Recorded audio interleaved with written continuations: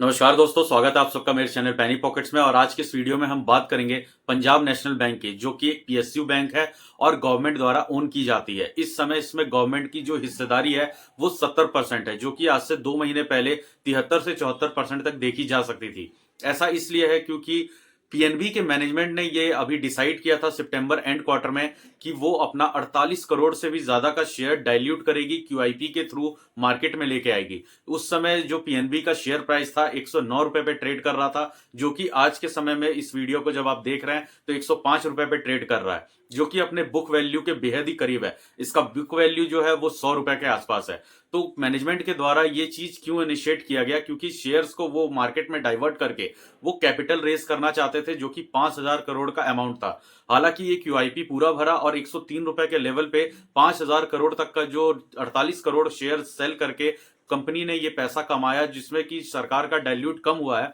उस पैसे को एज अ कैपिटल अब कंपनी यूज करेगी।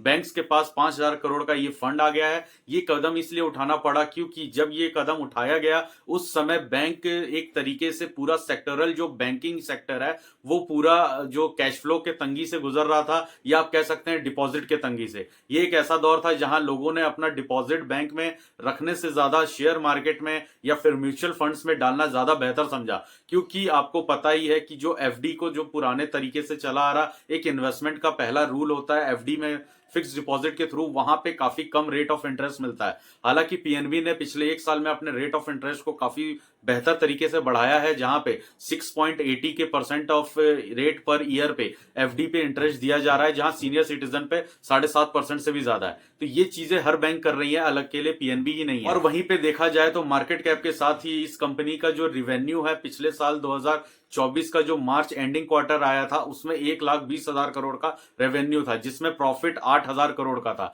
लेकिन अगर आप पीएनबी के पिछले 2 क्वार्टर को देखेंगे तो दोनों क्वार्टर में जो रेवेन्यू आया है, एक में 4,000 करोड़ और एक में 3,000 करोड़। मतलब इस वक्त बैंक ने अपने 2 ही क्वार्टर में ऑलमोस्ट पिछले साल का जो रेवेन्यू के बाद जो प्रॉफिट नेट प्रॉफिट बना था उतना तो रिकवर करते हुए दिख रही है। मतलब अगर आने वाले अगले 2 क्वार्टर में बैंक की परफॉर्मेंस ऐसे रही, वाले 2 क्वार्टर की बात करें तो वहां पे भी अगर बैंक का रेवेन्यू क्वार्टर वाइज 30,000 करोड़ के आसपास रहा और नेट प्रॉफिट अगर 3,000 करोड़ भी मान के चलते हैं, तो आगे आने वाले जो 2 क्वार्टर है वहां पे 6,000 करोड़ रुपए और आते हुए दिखेंगे। जहां पे इस वक्त इनका 2 क्वार्टरों का नेट प्रॉफिट आप देखें तो वो अभी से 7 से 7,500 करोड़ है। 2024 का जो पूरा रेवेन्यू स्ट्रक्चर होगा 2025 के अप्रैल में, हो सकता है कि पूरा एनुअल जो नेट रेवेन्यू हो उनका 1,20,000 करोड़ के आसपास ही हो, लेकिन यहाँ पे प्रॉफिट जंप करता हुआ दिखेगा। तो आने वाला जो 6 से 7 महीना है ये पीएनबी के लिए काफी ज्यादा एडवांटेजेस से भरा हुआ रहने वाला है, जहां पे अभी तक तो पीएनबी ने काफी अच्छे एसेट्स बिल्ड करके दिखाए हैं। कंपनी के ऊपर जो लायबिलिटीज है वो पहले से काफी ज्यादा कम हुई है।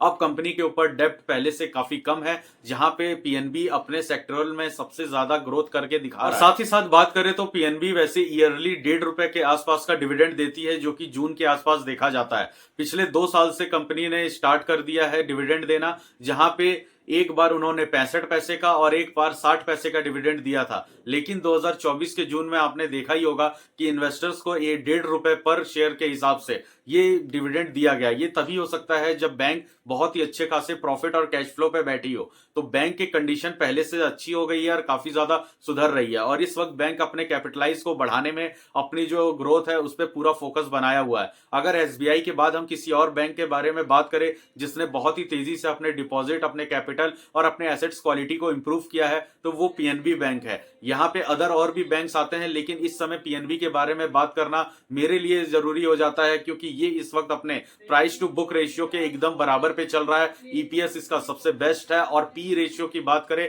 तो वो अपने सेक्टोरियल बैंक में 8 के पी पे चल रहा है, जो कि काफी ज्यादा रिलायबल दिखता है। कि इसका शेयर प्राइस 140 के ऑल टाइम हाई पे गया था, तब ये शेयर महंगा भी बहुत हो चुका था, और वहां से ये शेयर इस समय नहीं भी तो 36 से 40% तक का एक डिस्काउंट पे ट्रेड कर रहा है। ऑब्वियस सी बात है कि जब बुलिश मूवमेंट आता है मार्केट में, वहां कोई शेयर अपने अप मूव पे चला जाता है, एक अपने ऑल टाइम हाई पे सर्च करता है, तो जो एक रीजनेबल डिस्काउंट होता है वो गिरे हुए मार्केट में देखने को मिलता है। जहां की पीएनबी अपने फेयर वैल्यू पे आता हुआ दिख रहा है। सकते हैं क्योंकि आप ये भी देखिए कि आईसीआईसीआई ब्रोकरेज फर्म के जो वाइस प्रेसिडेंट है उन्होंने भी पीएनबी को रेकमेंड किया है कि आने वाले कुछ दिनों में ये 115 तक के हर्डल्स को पार करते हुए दिख सकता है, और अगर इसने 115 120 का जो स्ट्रेंथ है उसको अगर पार किया तो आगे और भी अच्छे टारगेट्स देखने को मिल सकते हैं। लेकिन पीएनबी एक ऐसा बैंक है जहां पे सिर्फ शॉर्ट टर्म के लिए अगर आप ट्रेडिंग करना चाहते हैं तो वो एक अलग पर्पस होता है, लेकिन अगर लॉन्ग टर्म व्यू के साथ चले तो ये अब एसबीआई के तर्ज पे चलने वाला बैंक है, क्योंकि इसके अंदर आगे आने वाले और जो डिफॉल्ट्स होते हैं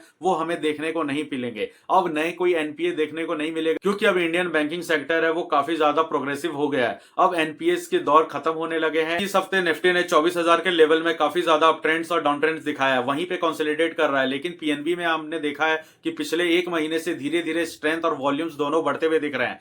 हाल ही में पीएनबी में अच्छे खासे 1 करोड़ से ज्यादा का वॉल्यूम शेयर ट्रेड होते हुए देखा गया है, जिसके वजह से यह आकलन लगाया जा रहा है कि पीएनबी में आने वाले समय में अच्छे खासे वॉल्यूम ग्रोथ के साथ एक डिसेंट रीजनेबल गेन होता हुआ दिख सकता है, क्योंकि इसने अपने 94 के एकदम लोएस्ट लेवल को टच करते हुए, जबकि मार्केट क्रैश की स्थिति में था, वहां से वापस 10 रुपए का जो एक उठाव है 104 रुपए पे ट्रेड करना, ये काफी अच्छा पोटेंशियल दिखाता है एक शेयर के तौर पर। तो अगर शॉर्ट टर्म व्यू में देखा जाए तो इसमें कई बार कंसोलिडेट फेज या वॉलेटाइल स्ट्रक्चर देखने को मिल सकता है, लेकिन अगर लॉन्ग टर्म का व्यू है तो आगे आने वाले समय में और भी अच्छे पोटेंशियल देखने को मिल सकते हैं। क्वार्टर वाइज रिजल्ट इसके जब भी डिक्लेयर होंगे तो रिजल्ट्स पे ये रिएक्ट जरूर करेगा, और अगर क्वार्टर 3 का रिजल्ट जो कि जनवरी के आसपास आने की उम्मीद है, वहां पे अगर क्वार्टर 3 का रिजल्ट अगर अच्छा आता है, रेवेन्यू 30,000 करोड़ के आसपास होते हैं और अगर प्रॉफिट 3,000 करोड़ से प्लस भी जाता है, तो भी ये बैंक के लिए काफी ज्यादा सिग्निफिकेंट एक माइलस्टोन रहेगा, जहां पे इस वक्त का जो लास्ट क्वार्टर 2 का रिजल्ट है वहां 4,300 करोड़ तक का एक प्रॉफिट देखने को जरूर मिला, लेकिन इसी बीच में क्यूआईपी भी किया गया था। तो हम अगले क्वार्टर में अगर 3,000 या 3,500 करोड़ का अगर प्रॉफिट देखने को मिलता है, जो कि नेट प्रॉफिट होगा इसका क्वार्टरली वाइज, वो अगर अच्छा रहता है तो शेयर प्राइस में अच्छी खासी मूवमेंट देखने को मिल सकता है। ये तो था पीएनबी को लेके एक क्विक रिव्यू। अगर आपका कोई सवाल है तो इसे कमेंट में जरूर लिखें। अगर आपको वीडियो अच्छी लगी तो इसे आप लाइक करें, चैनल को सब्सक्राइब करें दोस्तों, ताकि आगे आने वाले हर अपडेट के बारे में आपको पता चल सके। तो मिलते हैं दोस्तों अगले वीडियो में और भी इंफॉर्मेटिव न्यूज के साथ। नमस्कार।